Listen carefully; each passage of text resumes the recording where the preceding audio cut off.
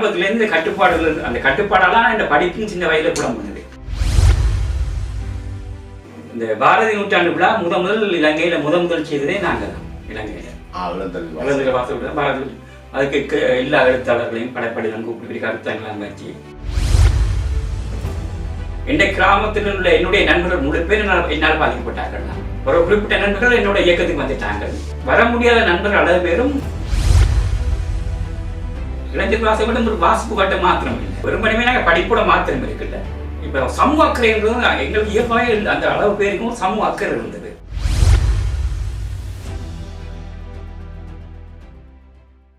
பாகம் 2 தொடர். நீங்கள் அந்த உங்களோட கிராமம் பற்றி சொன்னீங்க. கிராம சூழல் இருக்கா விளங்கப்படுத்துங்க.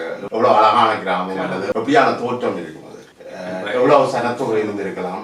எங்களுடைய கிராமம் மட்டக்களப்பில் சனத்தொகையில் பெரிய கிராமங்கள் உண்டு. முதலாவது கிராமம் பெரிய கலாரா இருக்கலாம், 2வது கிராமம் கலதாமலா. இல்லை வாக்காளர் பட்டியலில் மிகப்பெரிய கிராமம் எங்களுடைய கிராமம். முழுக்க விவசாய கிராமம், பொருளாதார ஒரு வளர்ச்சியான கிராமம். கூடுதலாங்களில் விவசாய உற்பத்தி தான், வேளாண்மை, வெற்றிலை தொழில். கிராமிய பாடலும் இருக்கு. கலதாவிளை வெற்றிலைக்கும் காளிப்பாக்குக்கும் சிவந்ததுக்காக நூத்தோட என்று சொல்லி ஒரு கிராமிய பாடல் கூடுதலாக வெற்றிலை தோட்டம் தான் கூடுதலாக. வழிபாட்டு முறையில் கோயில்கள், எங்களுடைய ஊரில் வழிபாட்டு முறை கண்ணகி வழிபாட்டு முறை இருக்குது. பெருங்கோயில்னு சொன்னா பிள்ளையார் கோயில் இருக்குது, அதான் பெருங்கோயில். பெரியார் கோயில் கடதாவள விநாயகர் ஆலயம், முருகன் கோயில் இருக்குது. ஒரு பக்கம் என்னடா எங்களுடைய கிராமம் எழுவாங்கரை என்னுடைய ஒரு பக்கம் கடல், வங்காள விரிகுடா கடல். அந்த கடலை சார்ந்து எங்களோட கிராமம் இருக்கும். இது ஒரு கடலோர கிராமம். கடலோர கிராமம். இங்கே வங்காள விரிகுடா கடல், கடலை சார்ந்து கிராமம் இருக்கும். கிராமத்துக்கு அங்காட 3 குளங்கள் இருக்குது எங்களுடைய கிராமத்தில். அந்த பெரிய குளங்கள் 3 கிராமத்துக்கு அண்டி 3 குளங்கள் இருக்கு. 3 இப்போ கூட இருக்கலாம், மன்னருக்கு ஞாபகத்துக்கு 3 கிராமங்கள் குளம். அந்த கிராமங்களில் நீர் தேக்கம் அதுக்கு அங்கால விவசாய காணிகள். விவசாய காணிகள்னா நெல் பயிர் செய்கிற வேளாண்மை காணிகள். அங்கதான் எங்கட காணிகள் இருக்கும். அதுக்கு அங்கால மட்டக்களப்பு வாடி கப்பலி பார்க்க அந்த எங்களோட குளங்களை சுற்றி மதுரை மரங்கள் இருக்கும். ஒரு இயற்கைன்னு அது ஒரு அழகான இயற்கை. ஒரு பக்கம் இந்த கடற்கரை சார்ந்த இடங்கள்ல பனைமரங்கள், கடற்கரை அண்டிய கிராமங்கள் பெரிய இடைவெளி ஒன்று. அந்த இடைவெளிக்குள்ள காடுகளும் பனைமரங்கள். அதுக்கு அங்கால எங்களுடைய கிராமம். காடுகளும் இருக்கு. அந்த காடுகள் சிறுபட்டியல் காடுகள், கடலுக்கு அங்கால கிராமம். இப்ப இந்த காடுகள் அழிக்கப்பட்டு இப்ப விவசாய கிராமங்களா போயிட்டு இப்ப அங்க இப்ப இது கூட விவசாயம், வெங்காயம் போடுற, வெங்காயம் மிளகாய் செய்கிற சிறு பயிர் செய்யக்கான இடமாக மாறிட்டுது. அப்ப ஒரு அழகிய கிராமம். இப்ப இந்த கிராமம் மாற்றம் அடைஞ்சிருக்கலாம். என்னுடைய காலத்துல விவசாய நிலங்களை விட பனை, தென்னை, அடுத்தது நீங்க சொல்ற வயல்கள், இதுகளுக்கு அப்பால குறிப்பா நீங்க குறிப்பிட்டு சொல்லக்கூடிய வேற என்ன உற்பத்தி அல்லது வெற்றிலை இருந்ததுன்னு சொல்றீங்க. வெற்றிலை இருந்தது. அடுத்தது உத்தியோகம், அரசு உத்தியோகம் இருந்தது. அப்ப இப்ப நீங்கள் சிறுபிள்ளையாக வளர்ந்து வரைக்குள்ள உங்களோட அனுபவங்கள் என்ன? ஒரு குழந்தை பிராயத்துல கூட ஒரு நினைக்கிறேன் உங்களுக்கு ஒரு 6-7 வயசு இருக்க சில விஷயங்கள் ஞாபகம் இருக்கும் நினைக்கிறேன். இப்ப அப்படி என்ன விஷயங்களை நீங்கள் அறிஞ்சு பார்த்துருக்கிறீங்களா? எனக்கு தெரியும். உங்களோட குடும்பங்களுக்குள்ள நீங்கள் உங்களோட வீட்டிலேயே 9 பேர் 10 பேர் சொன்னால் உங்களுக்கு வெளியில போய் விளையாட வேண்டிய தேவையும் இருக்காது.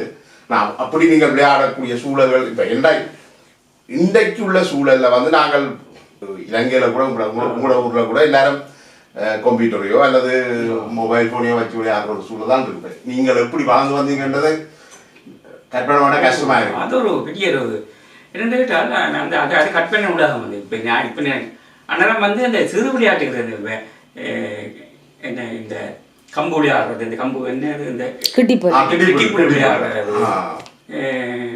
அடுத்தது அந்த கிராமிய விளையாட்டுகள் எல்லாம். இப்போ அது அடுத்து அங்கே பாடசாலை சிறுவர் அந்த கிராமிய விளையாட்டுக்கான சூழல் மிக கடுமையாக இருந்தது. எங்களுக்கு மிக கூடுதலாக இருந்தது. பந்து விளையாட்டுகள், இப்போ கிராமிய விளையாட்டுகள் என்னென்னோ அந்த விளையாட்டுக்கு முழுக்க நான் விளையாடி இருக்கிறேன். டீம் போல், கட்டி போல், அடுத்தது இந்த ஆளுக்கள் போல் எறிஞ்சி விளையாடுறது, இந்த அடிக்கி போட்டு டீம் போல் ஒரு குழைக்கிறது, குழைச்சி போட்டு போய் மேலே அடுக்கிறதுக்கு இடையில இறைஞ்சி விளையாடுறது. பட் அந்த குறிப்பான ஒரு விளையாட்டுன்னு சொல்லியிருந்தீங்களா, உங்களோட கிராமத்துக்கே குறிப்பான ஒரு விளையாட்டு? அது வந்து கொம்பு முறை. அது வந்து அது கொம்பு முறை ஒரு குறிப்பிட்ட காலம் வரை இருந்துட்டு கண்ணகி வழிபாட்டோட இருந்த ஒரு புராதன கொம்பு முறை. அது சிறுவர்கள் செய்யறதில்ல. அது வந்து இந்த குடிகளுக்கு இடையிலான ஒரு போட்டி. அது வந்து கொம்பு முறை. உங்களோட இளமக்கால கல்வியை வந்து நமக்கு அப்பாட பாடசாலைலாம் ஆரம்ப கல்வியை நான் செய்தேன். நான் ஆரம்ப கல்வி ராமகிருஷ்ண மிஷன்லாம் நான் ஆரம்ப கல்வி எனக்கு கல்வியில் வந்து நான் கடைசியாக நான் கொஞ்சம் ஆர்ப்பாட்டமும் கொஞ்சம் சுட்டித்தனமும் கூடிய ஆளாக நான் இருந்தபடியால் கல்வியில் இளமையில் ஆரம்ப காலத்தில் கல்வி நிலைப்பில் என் நாட்டையும் இருக்கல. அடுத்து அப்பாவும் ஹெட் மாஸ்டராக இருந்தபடியா அழுத்தங்கள் பெருசாக எனக்கு இருக்குல்ல. பாடசாலைக்கு போகிறேன்னா பாருன்னா அப்படி இருக்குல்ல. ஒரு நான் வாசிக்க கிளம்புனதே குறிப்பிட்ட காலத்துக்கு பிறகு தான். நாங்கள் 2ஆம் வகுப்புல வாசிக்க தோணிப்பேன். ஆனால் அதுக்கப்புறம் கொஞ்சம் நான் பிக்கப் பண்ணிட்டேன். ஸ்காலர்ஷிப் இருக்கு தானே 5ஆம் வகுப்பு. இன்றைக்கு இருக்கிற உங்களோட அரசியல் உங்களோட என்ன சொல்றது அரசியல் சார்ந்த கூட பார்வை இது இப்போ இன்றைக்கு ஒரு ஒரு நிலையில் இருக்குங்களா? அன்றைக்கு அதானதான் இது வந்தேன்னு சொல்றதுக்கு உங்களுக்கு ஏதாவது ஒன்று இருக்கா? அப்படி ஒரு தொடர்பு? நான் இந்த அரசியலுக்கு வந்தேன். அந்த சூழல் இப்ப தமிழ் கட்சியோட அப்பாக்கள் அரசியல் சூழல் இருந்தாலும் ஆனா நீங்க அந்த அரசியலும் நான் வந்து அந்த இளமையில வாசிப்பு கிடையாது. எங்களோட வீடு வந்து ஒரு லைப்ரரி சின்ன லைப்ரரி மாதிரி ஒன்று இருந்தது. எக்கச்சக்கமான புத்தகங்கள் வரும். இப்ப அண்ணாக்கள் வந்து அண்ணாக்கள் பெரியாரிய பற்றி ஒரு அண்ணன் இருந்தவர் தியாகராஜா இறந்து போயிட்டார். ஒரு பெரியாரிஸ்ட் அவர் பெரியாருடைய கொள்கையில மீது பெரிய ஈடுபாடானார். அப்போ என்ன நடக்குன்னு கேட்டால் எங்கள்கிட்ட பெரியார் சம்பந்தமான இந்தியாவில் வந்து எல்லா புத்தகம் வரும். வணிக சந்திகள், ஆனந்தி விடன், கல்வி, குமுதம், அது இது எல்லா அநேகமாக இந்தியாவில் வந்து வர சஞ்சி எல்லாம் வீட்டில் கிடைக்கும். இப்போ அவங்களோட அம்மாவுடைய அப்பாவும் ஒரு வித்தியாசம் கேட்டால் எல்லாத்தையும் வாசிப்பார். சோவியத் நாடு நேரம் வரும். அப்பா வந்து ஒரு தமிழரசு கட்சியால் அதுதான் அப்பா வித்தியாசமான எல்லாம் வாசிப்பார். இப்போ வந்து பெரியாரை பற்றி வாசிப்பார், ரமேஷ் கட்சி வாசிப்பார், ராமகிருஷ்ண மிஷன் அப்புறம் எல்லா வாசிப்பும் இருக்கு. ஏன்னா அப்ப வந்து பெரியாருடைய பத்திரிகையை தொடர்ந்து வாசிக்கிறோம். பெரியார் மீது பெரிய நம்பிக்கையும் ஒரு மரியாதையும் கொண்டு வர்றாரு. ஆனா இருந்தாலும் தமிழ் தேசியத்துக்கு நல்ல உதாரணம் வந்து எங்களுடைய அப்பாட பாடசாலையில ஒரு யாழ்ப்பாண ஆசிரியர் ஒரு ஆள் கடமையாற்றோம். பேர் ஞாபகம் இல்லை. அவர் ரோக்சிஸ்டா இருந்தவர் இடசாலை இயக்கத்துல. அவர் நேரம் ஒரு தேசாபிமானியே ஏதோ ஒரு பத்திரிகை கொண்டு விற்பார். எங்களோட பாடசாலையிலேயே அதை விநியோகிப்பார். அப்ப வேற ஆசிரியர்கள அனுமதிப்பார். அப்பா அனுமதிப்பார். அங்க பாடசாலை விற்று அந்த அவர் அரசியல் களமாக அவர் அதை செயல்படுறதுக்கான அனைத்து சுதந்திரங்களையும் அவர் வழங்கியிருந்தார். அப்படியான ஒரு அளவு. அந்த அந்த நேரம் உங்களோட பொழுதுபோக்குகளை பற்றி கொஞ்சம் சொல்லுங்க. ஓகே, நீங்க விளையாடுறதுக்கு வீட்டில் நிறைய பேர் இருந்திருக்கலாம். வெளியில போய் விளையாடுறதுக்கான அந்த சூழல் அல்லது நட்பு வட்டங்கள் எல்லாம் அப்படி இருந்தது.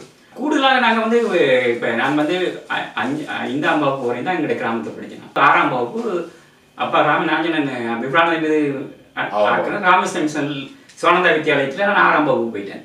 சிவானந்தா வித்யாலயத்தில் அங்கே 6ஆம் வகுப்பு நீங்கள் சொல்லுங்க. உங்களுக்கு 11 வயசு இருக்கும். அப்படி இருக்கும். கிட்டத்தட்ட 68ஆம் ஆண்டு அப்படி இருக்கு. 68 சிவானந்தாவுக்கு போயிட்டேன். சிவானந்தாவுக்கு போனோடனே சிவானந்தா வந்து ஒரு சிவானந்தா பாடசாலை அப்படின்ட்டு மிக கட்டுப்பாடான பாடசாலை. அது இப்போ ஹோஸ்டலில் தான் பயங்கர கட்டுப்பாடு. பாடசாலையும் ஒரு இறுக்கமான கட்டுப்பாடுகள்லாம் இருக்கும். அது உங்களோட ஊர்ல இருந்து எவ்வளவு தூரத்துக்கு? அது ஊர்ல இருந்து 15 கிலோமீட்டர் இருக்கு. ரெண்டு தூரம் பயணம் செய்துதான் நான் போய் ஹோஸ்டல் இருந்து நான் ஆரம்பத்துல தலைநகரத்துல இருக்கா மட்டக்களப்பு கல்லூரி போய் சிவானந்தா வித்யாலயம் இருக்கு. அங்கே 6ஆம் வகுப்பு சேர்ந்தோடனே ஒரு வருஷம் படித்தேன் நான். அங்கே எனக்கு அங்கே அந்த கட்டுப்பாடுகளுக்கு கடும் கட்டுப்பாடு. அது ஹோஸ்டல்லையும் கட்டுப்பாடு, பாடசாலையும் கட்டுப்பாடு. அது எனக்கு பிடிச்சா எனக்கு இந்த ஆரம்பத்துலேருந்து கட்டுப்பாடுகள் அந்த கட்டுப்பாடெல்லாம் இந்த படிப்பும் சின்ன வயதில் கூட பண்ணுது. இந்த கட்டுப்பாடுகளை கொஞ்சம் மீறுற ஆளாக தான் நான் இருந்தேன். அப்போ சிவானந்தா வித்யாலயத்தில் வந்து அது ஒரு சரியான கட்டுப்பாடாக இருக்கும். அந்த கட்டுப்பாடுகளோட அங்கே தான் நான் அங்கே சமஸ்கிருதம் ஒரு பாடம் எங்களுக்கு சாதாரண ஒரு மாச படிப்பிச்சு. ஒரு வருஷத்துக்கு மேலே நான் பாடசாலைக்கு போக மாட்டேன்னு சொல்லிட்டேன். 6ஆம் வகுப்பு மட்டும் தான் சிவானந்தா படிச்சு போட்டு கஷ்டப்பட்டு புறா என்ன செய்துன்னு கேட்டேன். வந்தாரமுடியில் என்ன கொண்டு வந்தாரமுடி மத்திய கல்லூரி வந்தாரமுடியில் மற்ற அது வந்து மட்டக்களப்பிலிருந்து 25 கிலோமீட்டருக்கு 25 கிலோமீட்டர் 30 கிலோமீட்டர் இருக்கும். இப்போ யூனிவர்சிட்டியாக இருக்குல்ல, ஈஸ்டர்ன் யூனிவர்சிட்டியாக இருக்கு வந்தாங்க மாவத்தியாலயத்தில் நான் 7ஆம் வகுப்பு படிக்கிறேன். அங்கே கூட மட்டக்களப்பு அந்த சூழலை பொறுத்த வரைக்கும் அருகில் பாடசாலைகள் இருக்கா? அப்படியா? சில பட்டு மாத்தியாலம்னா இருந்ததா? அப்போ ஏன்டா சோனத்தில் விட்டது விபுலானந்தருடைய பாடசாலை என்ற அந்த அபிமானத்தில் நான் அங்கே படிக்கணுன்றதுக்காக தான் விட்டது. அடுத்து அங்கே வந்து ராமசிம்சனோட பார்க்க உறவு இருந்து வழியா சாமிகிட்ட கண்காணிப்பில் நான் படிப்பேன் என்று சொல்லி அந்த கண்காணிப்பு தான் எனக்கு பெரிய சிக்கல் கொடுத்தது. அப்போ எனக்கு அது சரி வரலன்னு போட்டு விட்டு போகிறோம். பந்தாளமுலையில் எனக்கு ஒரு ஆரோக்கியமான பாடசாலை இருந்ததுன்னு கேட்டால் அங்கே ஒரு சுதந்திரம். ஆனால் அங்கே நீங்கள் 25 கிலோமீட்டர் அங்கே ஹாஸ்டல் அப்போ ஹாஸ்டலுக்கு நாங்கள் சனி ஞாயிறுல இங்கே வருவோம்.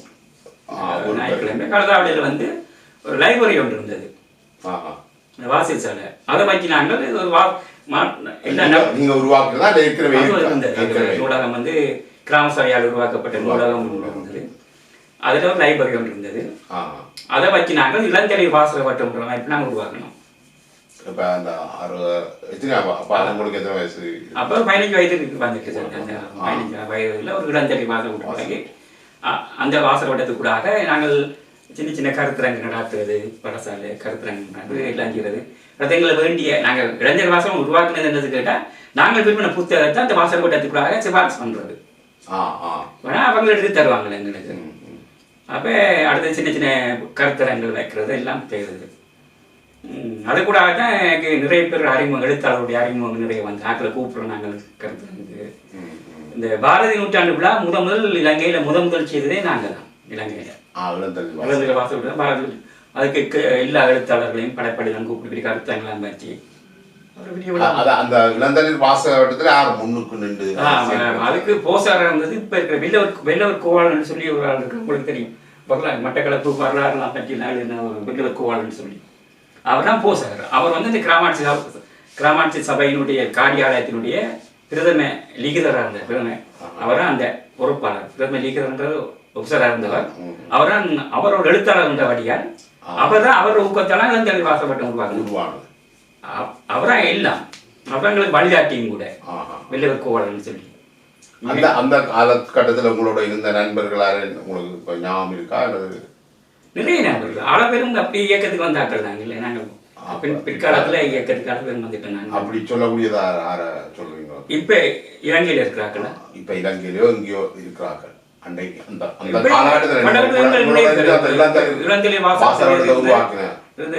ரவி என்று சொல்லி அவர் தோழர் அங்கே இருக்கிறார். அவர் என்னால் நிறைய பாதிக்க சிறை பிடிபட்டு சிறைக்குள்ள போய் அடிபட்டு அது மாதிரி பேர்மண்டு அவரும் என்னால் பாதிக்கப்பட்டு போலீஸ் பிரச்சனைப்பட்டு பிறகு புலிகளாலையும் பாதிக்கப்பட்டு ஓடி அரபு நாடுகளாம் ஓடி என்னால் என் கிராமத்தில் உள்ள என்னுடைய நண்பர்கள் முழு பேர் என்னால் பாதிக்கப்பட்டார்கள் தான். ஒரு குறிப்பிட்ட நண்பர்கள் என்னோட இயக்கத்துக்கு வந்துட்டாங்க.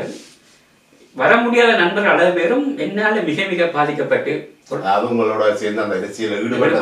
மிக பாதிக்கப்பட்டாங்க. அதில் இப்போ ரவி இருக்குது, பேர்மம் இருக்குது, பல நண்பர்கள் பிற காலப்போக்கில் படித்து பேராசிரியர்களாக நிறைய பேர் இருக்காங்க. இப்போ அவங்களுக்கு சொல்ல பேராசிரியர்களாக சில பேர் PhD எல்லாம் முடிச்சு இப்போ பெரிய துறையில் இருக்கிறாங்க. அவங்க லேஜியா இருக்காங்க. என்னுடைய அந்த அந்த அதோட சம்பந்தம் அவர்கள் ஒரு பக்கத்தில் ஒரு காலகட்டத்துக்கு பிறகு இதில் ஈடுபட்டு தங்களை முயற்சி பண்ணி அந்த நிலைக்கு வந்துட்டாங்களா அவங்க. இந்த அரசியல் இந்த நீண்ட அரசியல் பயணத்திலையும் கூட கலை இலக்கிய பயணத்திலையும் இந்த இளந்தளிர் வாசகர் வட்டம் ஒரு முக்கியமான முக்கிய புள்ளியாக இளந்தளிர் வாசகர் வட்டத்துக்கு கூட தான் நாங்கள் ஒரு பெரிய ஒரு நண்பர். இளந்தளிர் வாசகர் வட்டம் ஒரு வாசிப்பு வட்டம் மாத்திரம் இல்லை. நாங்கள் கிராமங்களில் இந்த கிராம அபிவிருத்தி இந்த சிரமதானங்கள்லாம் செய்வோம். ஆனால் நாங்கள் விளையாட்டு போட்டியெல்லாம் நடத்துவோம். விளையாட்டு இடங்களுக்குள்ள இப்போ கிராமத்தில் நாங்கள் வந்து ஒரு வித்தியாசமான ஆட்களாக இருந்தோம். இப்போ மற்ற வெறும் படிப்புட இருக்காமல் எங்களுக்கு ஒரு கிராம எந்த சமூக சேவையிலும் ஈடுபடக்கூடியதாக இருப்போம். நாங்கள் அந்த 15 பருவத்துக்குரிய எல்லா விஷயங்கள்லையும் ஈடுபட்டுருக்கேன். இப்போ வெறும் பணிமே நாங்கள் படிப்புட மாத்திரம் இருக்குல்ல. இப்போ சமூக அக்கறைன்றது எங்களுக்கு இயல்பாக அந்த அளவு பேருக்கும் சமூக அக்கறை இருந்தது. அந்த சமூக அக்கறையால் நாங்கள் காலப்போக்கில் இந்த அரசியலுக்குள்ளேயும் வந்தோம். இப்போ எங்களுக்கு சோவியத் நாடு படிக்கிறது, பல்வேறு சஞ்சல் படிக்கிறது, அடுத்தது எங்களுக்கு இந்த வழிகாட்டி அவர் கோபாலசிங்கம் வந்து ஒரு தமிழ் தேசிய உணவு கொண்டவராக இருந்தவர். அடுத்து எங்களோட குடும்பம் அப்போ எல்லாம் சேர்ந்து எங்களை ஒரு அரசியல் மயப்படுத்துறதுக்கான ஒரு வாய்ப்பாக இருந்தது. அப்போ அந்த அந்த சூழல் இருக்குத்தானே. இப்போ அந்த அந்த அந்த 17 சூழலில் நீங்கள் இப்படியான சமூக இதில் ஈடுபடுற விஷயங்கள் வந்து உங்களோட பெற்றோரால் எப்படி பார்க்கப்படுது, அது ஊக்குவிக்கப்படுதா அல்லது அதுக்கு அதை எப்படி பார்த்தினோம், அதுக்கு நெருக்கடி இருந்ததா? அவங்க எங்களோட குடும்பத்தில் எனக்கு ஒரு பயங்கரமான சுதந்திரம் இருந்தது. இப்போ நான் நான் 6 பாடசாலையில் படிச்சிருக்கேன்னா யோசித்து பாருங்க. அங்கே பிரச்சனை இங்கே பாரு அந்த நான் மொத்தம் 6 பாடசாலையில் படிச்சிருக்கேன். அந்த ஏலவலுக்குள்ள ஏலெல்லாம் செய்ய ஒரு வருஷத்தோட படிப்பு பிடிச்சது. நான் ஓயல் தான் ஒழுங்கா படிச்சது. அதுக்குள்ளேயே 6 பாடசாலை மாறி மாறி மாறி அப்படின்னு ஒத்து பாருங்க இவ்வளவு சுதந்திரம் இருக்க வேண்டும். வீட்டுல என்னன்னு கேட்டால் சுதந்திரம் வந்து இந்த இயக்கத்துக்கு வந்தது போலீஸ் அந்த கெடிபிடிகள் வரக்குள்ள கடைசியாக அப்ப எந்த கட்டுப்பாடு ஒன்று படிக்கும் சுதந்திரம் உங்களோட மற்ற நண்பர்களுக்கும் இருந்துதா அல்லது அவையும் இப்படி ஒரு பெரிய குடும்பத்தை சேர்ந்தவர்களா? பொதுவாக அந்த அந்த காலங்களில் எல்லாருமே பெரிய குடும்பமா? எங்களுடைய கிராமத்துல பொறுத்தவரை பொருளாதார ரீதியாக ஒரு ஒடுக்குதலுக்குள்ளாக சமூக ரீதியாக ஒடுக்குதல் உட்பட்டாக்கள் யாருமே இல்லை. இது ஒரே சமூகம் தானே. அடுத்தது எங்களுக்கும் அந்த ஒடுக்கப்பட்ட சமூகம் சொன்னோம் இல்ல, அவங்களுக்கு முடியல மிக நெருக்கமான உறவு ஒன்று இருந்தது எங்களுக்கு. அது எப்படி? அதனால இயல்பாகவே ஒரு ஃப்ரெண்ட்ஷிப் இருந்தது ஆனா எங்க கிராமத்துக்குள்ள பழைய தலைமுறைக்கு அந்த முரண்பாடு இருந்தது. அதே காலப்போக்கில் அது பிறகு படைக்கு இப்போ வந்து நாங்கள் அந்த பாரதி நூற்றாண்டு விழா நடத்தக்குள்ள அவங்கள நாடகம் கொண்டு போட்டு மேடியேற்றது இருந்தது. எங்களோட ஊர்ல சரியான எதிர்ப்பு. அப்படி இருந்து நாங்கள் அவங்களெல்லாம் கூப்பிட்டு எல்லாம் செய்தது. அடுத்தது நான் மிக சனி ஞாயிறு போனால் நான் அவங்களோட மிக நெருக்கமாக இருக்கிறது.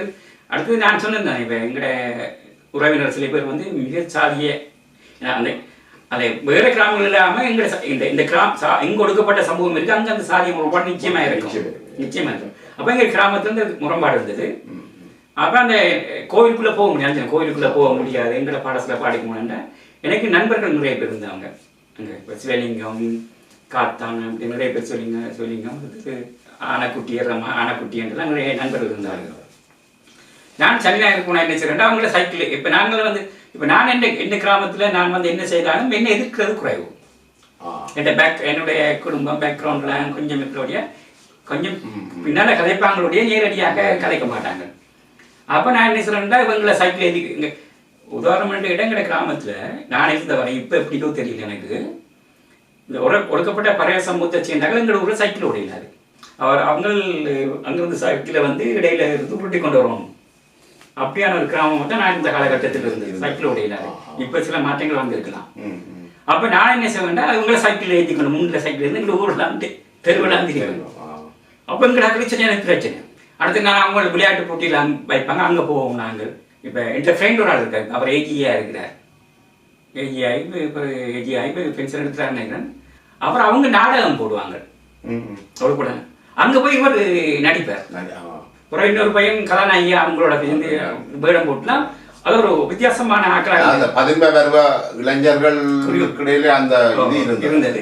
அடுத்து எங்களோட குடும்பத்தில் ஒரு சிக்கல் இருந்தது கேட்டால் எங்கள் அண்ணாக்கள் அவங்களோட நல்ல ஒரு உதாரணம் வந்து எங்கள் அண்ணா ஒரு ஆள் வந்து தந்த மகனை அங்கே விட்டு தான் அந்த பள்ளிக்கூடத்தில் ஆரம்ப பாடசாலைக்கு விட்டவர். இங்கே விட இயல்பாகவே நீங்க அந்த சாதி எதிர்ப்பு அண்ணா தண்டை பிள்ளைய அந்த அவங்களோட பள்ளிக்கூடத்துல படிப்பிக்க விட்டவர்.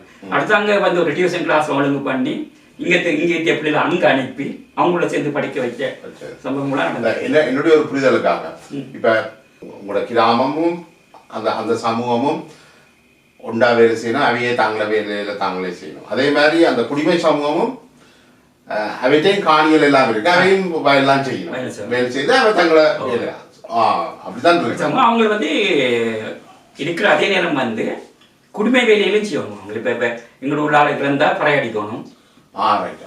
அந்த அவங்க சில குறிப்பிட்ட ஆட்களுக்கு தான் நிலம் இருந்தது ஆரம்ப காலத்துல. காலப்போக்கில் நிலம் இல்லை. எங்களோட கோயில் நிலங்கள்லாம் அவங்க வேலை செய்வாங்க. கோயில் நிலங்களை குத்தை கெடுத்து செய்வாங்க. அப்ப கோயிலோட தாங்கி இருக்கணும். எங்களை ஆட்கள் செத்த பறையடிக்கிற தொழிலும் இருந்தது. காலப்போக்கில் இப்போ அவங்க படையெடுக்க தொழிலை விட்டுட்டாங்க. அந்த குலத்தொழிலை விட்டு அதை ஒரு இசை நடன இசையாக ஒரு இசை இதாகவே கொண்டு வந்துட்டாங்க.